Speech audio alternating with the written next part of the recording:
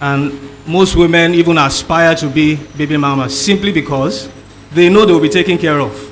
So that's how you know that you can provide but still not be responsible the way God intended or intends for it to be. So the way God intends for it to be, as a responsible man, is to provide both tangible things that you can see, physical things, and also provide intangible things that you can't see. Intangible in this sense does not mean unimportant. It just simply means the things that you can't see. As a man, you have to provide, make available for supply, tangible things, provide finance, provide certain necessities of life. Those are the expectations as a man. Now, the verse here, 1 Timothy chapter 5, verse 8, it's a very well-known verse, especially for those of his own house. He has denied the faith. Sometimes it's misunderstood. Some men have lost their jobs, and because they did not believe in God enough, I'll put it that way, they committed suicide, some of them based on their interpretation of this. It means that you have to be it simply means provide. Whatever it is that God has given you, has deposited in you, has put in you, has blessed you with, be known to be someone who gives and provides that. Sometimes God may will that your wife would be more successful than you, and that happens. It does not therefore mean that you relegate or you are any lower if you are in the home, obviously, which we assume that is one that was founded by God. You married a wife that God made for you. You would give your quota, you would contribute your quota, and that home would be just fine. Your leadership would not be in question because you are all-rounded. You provide in all other facets beyond just finance. You still provide. The point is to provide. The point is to provide. Intangible things that we can't see, such as wise counsel, discipline. You can have, like I said, we originate from God. We are made in His image, which means God, once we have found Him and we are aligned with Him, has put these things in us, and they will more what He has put in us and our mission here on earth. When you are joined to a wife and you have children and you start a family, all of this has been written, has been set in motion. Therefore, when you are in line and in sync with God, the vision, the plan that He has for that family through you will manifest. But if you are not in sync with God, issues could happen. You could run the race blind. So it's very important, again, that we remain in sync with God to be able to provide all of these things the way He wants.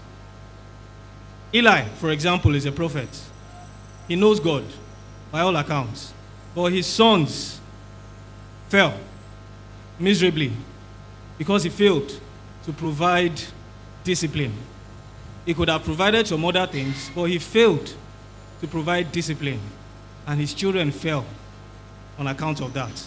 So you have to provide all of these things in line with the plan of God, in line with the direction of God over your life. Because, like I said, He made us in His own image. It is in us. It is ikawawaloa. We just have to connect to God to be able to unleash it and do it the way that He wants. We have to provide emotional needs, like we've said, a sense of security, a place, a safe space, like what has been described here, where, your children, your wife, they know they are safe, knowing that you're around. They know they are secure. They know that you can make sound decisions. You can provide wise counsel.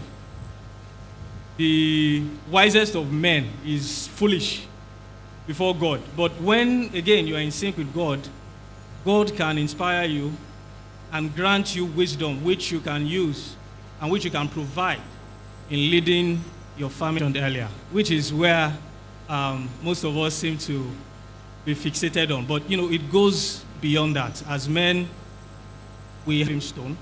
It specifically said in man because it is expected. It's what you are built to do.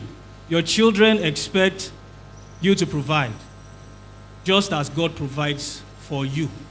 So we need to walk in light of this, in light of the fact that this is one of our missions. This is how we are built.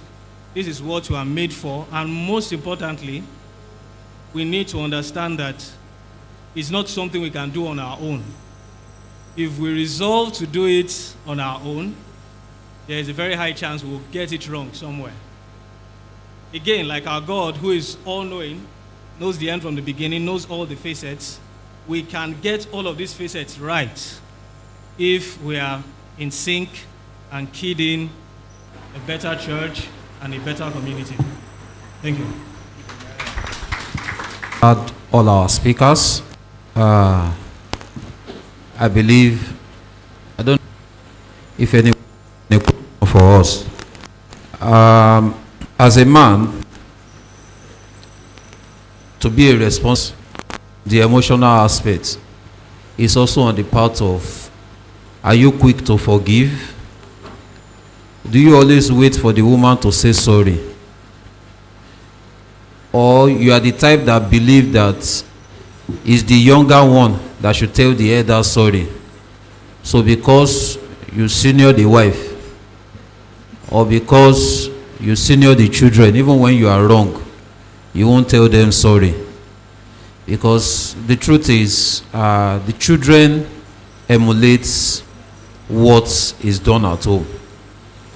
At times, even I myself, I might have said some things, and I'll just sit down and say, this is how my daddy too used to say it. Like, it's just a default thing. One way or the other, you might be characters, and it shows that that's the way either of your parents do it. So, as responsible men, we have to make sure we are there for our children. So many of the touts we see on the street, the truth is, they actually did lack a responsible father. They lack a responsible father. Mothers are mostly emotional. When the child does something, there's a limit to the beating and discipline most mothers give. But you see, a father can settle down to beat you, and he knows that even if you did not come and meet him now, you shall need to pay school fees. So you will come, you people will laugh and play. But for mommy will look at it, they have that emotional part. Like, it's just there.